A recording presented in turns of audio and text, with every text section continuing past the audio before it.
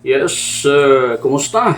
Mga ka-Gym 5, welcome na naman sa ating usapan ngayong hapon. Talaga naman, oh. At least, nasimulan na rin ang hearing para kay former President Duterte.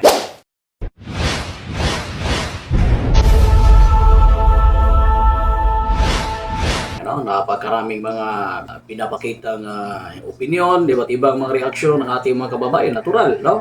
Natural lang yan sa mga ganitong usapin dahil alam naman natin na hindi rin nakakalimutan ng taong bayan, lalong-lalong na yung mga supporters ni former President Duterte na meron din naman siya mga nagagawa. Hindi lang isa, dalawa, kundi marami rin namang mamagaganda na mga nangyayari. Kung hindi na muna natin titingnan, no, yung sinasabing patayan about nitong extrajudicial killings na ito. Diba? Iba't iba, no? Babalikan natin ang mga magagandang nagawa. Yung issue dati dyan sa Minaya, yung talimbala, kung hindi ako nagkakamali, isa rin yun sa nawa. Meron siyang statement doon.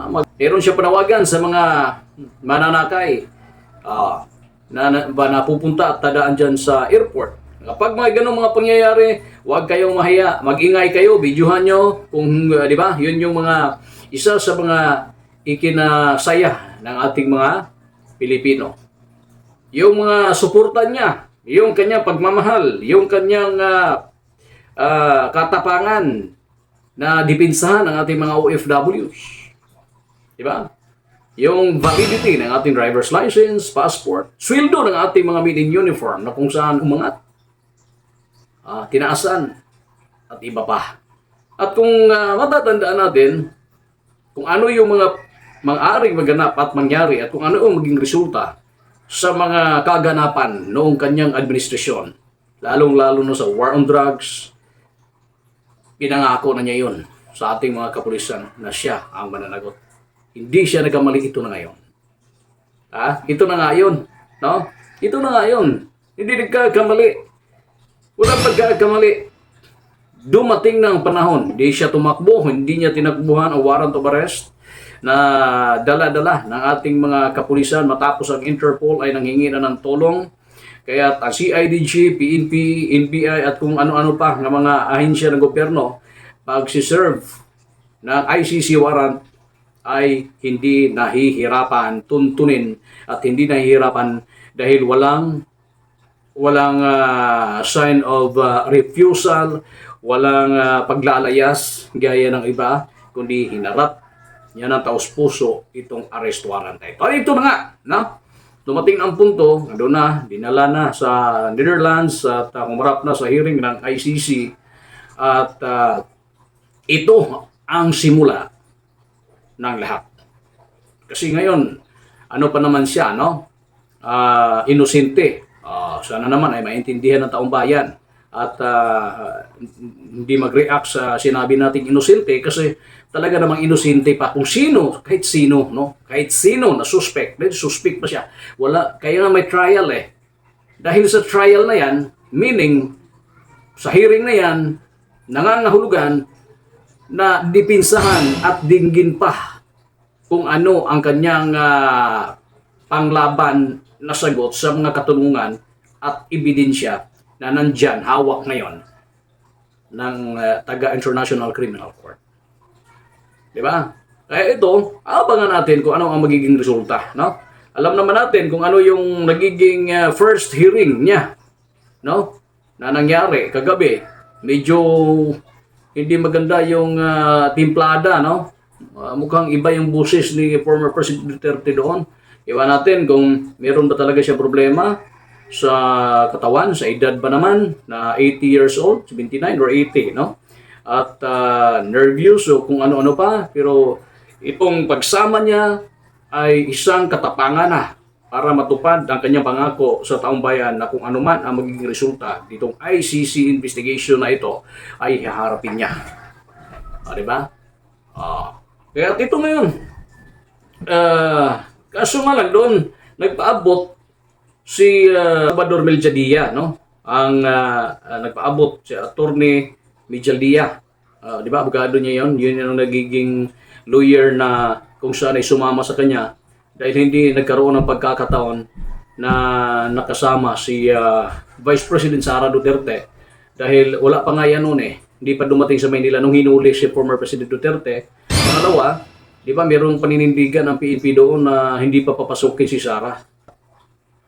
Ito, saglit, papakinggan natin ang pahayag ni Salvador Mijaldía.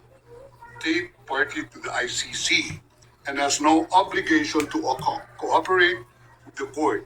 Yet my client sat in transit in that country for more than 5 hours.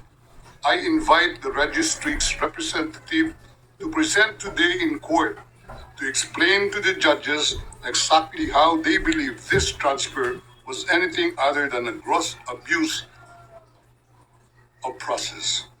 Given the precipitous arrival of my client, an elderly man with debilitating medical issues, hard of hearing and poor of sight, he was taken to a hospital for observation.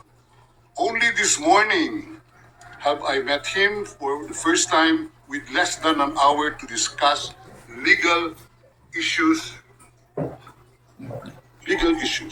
I have not been able to present him with a hard copy of the arrest warrant because we were not supplied with such. I have not even been able to explain to him what the prosecution requested when seeking the issuance of the arrest warrant. This is because the chamber only established a redacted version of the prosecution request last night. Other than to identify himself, my client is not able to contribute anything to this hearing. Most importantly, he is not able even to tell you that he has been informed of the charges as contained in the arrest warrant for a reason more pertinent to which I alluded in my written request to this honorable pre-trial chamber this morning and which is confidential in nature. Accordingly, So kasi ang pagkakaintindi ni Mijaldía dito ay nagiging yung sinabi niya na ang pagkakaristo ni former President Duterte is a pure and simple kidnapping. Sila ang may nakakaalam kung paano naging simple kidnapping itong pagkakaaresto ni Duterte. No? Samantalang, yun na nga yung nakikita natin, meron siyang hiling na hindi na pagbigyan at pero sumama naman, no? Sumama naman ang presidente ng Pilipinas noon, no? Noon. Nasundan bagong-bago priskong pagka-presidente ito kasi 3 years ago president pa ito, guys. Kapalit ito ni Bongbong Marcos kaya nga sumipa yung pagkapanalo ni President Marcos dahil nagsani puwersa ang Duterte at saka Marcos. Unity team nga ang ika nga ang tawag noon eh. Di ba na kahit anong gawin ng mga kalaban nila sa politika kasi mga malalakas din yung kalaban ni sa politika ni Marcos noon eh. Di ba si Manny Pacquiao malakas din yon kasi the people's champ nagiging senador. Di ba? Si Leni Robredo, former vice president. Di ba? Hindi ako nagkakamali. Yun, di ba? Sino pa ba? Di ba Maruhas? No. Ngayon. Tama. Maruhas noon pa yun eh. Di ba yun? Yun ang nakalaban pala si Maruhas ni former President Duterte. Pero ngayong administrasyon dito ni Marcos, sila si Manny Pacquiao, si Leni, di ba? Yun ito, 3 taon pa lang, nagkakasama ito mga ito.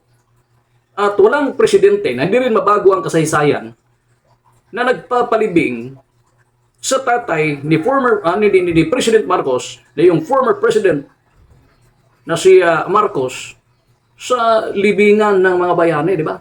Ito. Kaya kung ano man yung mga tampo at hinanakit ng taong bayan, yung mga lalong-lalo na sa mga supporters nitong Marcos, nitong President Marcos ngayon, ay dahil nakita nila kung ano yung mga ginawa ni former President Duterte na pabor doon sa mga Marcoses. Di ba? Pero ayun na nga, no? Ito, dahil crimes of humanity, ang kaso na ito sa mga pangyayari, abay, ibang usapin rin naman yan. Ito yung tunay na walang kapatid, walang kamag-anak, walang kaibigan-kaibigan. Pagdating sa usapin ng batas, ay kailangang i-implement. Hindi kita maaaring proteksyonan dahil meron kang kaharapin. Meron kang haharapin na reklamo at ito na nga yun. Nagiging sample na walang kapatid, walang kamag-anak, walang kaibigan. Ito ang tunay at simpleng isa sa mga masasabi nating example sa mga katagang yun. Di ba? Hindi rin naman natin masisisi ang Marcos kasi talaga namang mayroong, di ba? Sabi niya, mayroong kasunduan. Kung mayroong kasunduan, ayan na nga. Di man rin nagre-reklamo ang si former President Duterte dito. Hinarap nga niya, posible na matula siyang alam na mayroong search or arrest warrant na bit-bit na nakapasok na dito sa Pilipinas. Di ba? Di rin naman natin masisisi talaga ang mga Marcoses kung ganun. So, kalimutan na lang kung ano yung mga pabor na nagawa ng Duterte doon, kung aaring makalimutan dahil sa kasunduan at usapin ng legalidad. Dahil kung totoo, kung titingnan natin, dahil andyan na umusad na itong extrajudicial killings na ito na kung saan iniimbestigahan ng ICC. Dito na ito mapapatunayan kung sino talaga at uusad at mapatunayan kung sino ang may tunay na kasalanan. Kasalanan pa ni Duterte ang mga pangyayari noon. Saka pa. Pero again, sa ngayon, isa pa lang siya suspitsado. Isa pa siyang suspitsado nito na kailangan sagutin muna. Diba? Hanggang kailan kaya ang okay, hanggang dyan lang sana, no? Kung dyan na, sana naman, wala nang iba pang madamay. Tapos na, hinarap na ni Duterte ang trial. Mayroon ng hearing. Sana naman ay wala nang iba pang maiipit.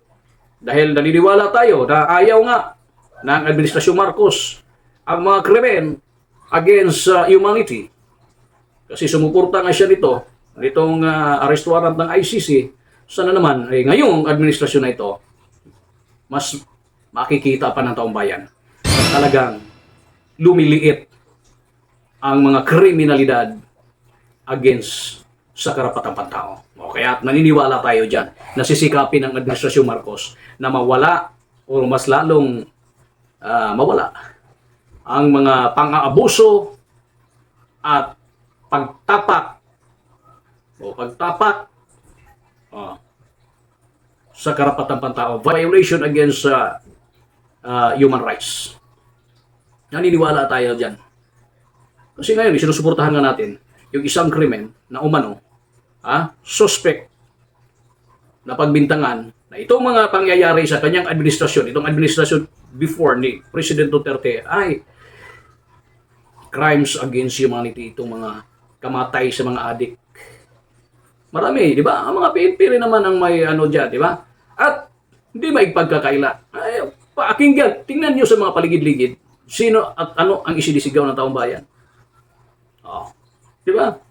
Hindi naman lahat ay adik. Hindi naman lahat ay nakrimen noon na mayroong namamatay, mayroong binabaril, dahil adik. Mayroong ding sa investigasyon, di ba, umabot sa Kongreso, sa Senado, na mayroong din talaga mga inosente.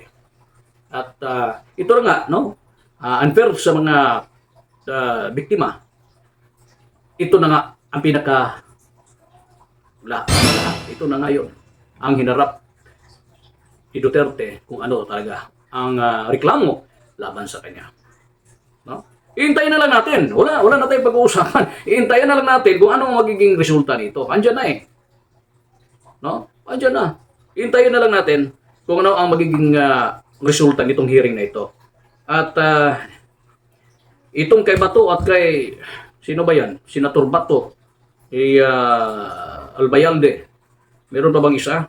Naku po. Kailan kaya, no? Ito isusunod, mga ka-Gym 5. Hintayin natin, no? Ano kaya magiging kaso din? Baka kasama, no? Or kapariha sa reklamo, no? Kay Duterte, ang murder at crimes against humanity, baka din yung kahaharapin nila ni Senator Bato, De La Rosa, Albayalde at kung sino pa.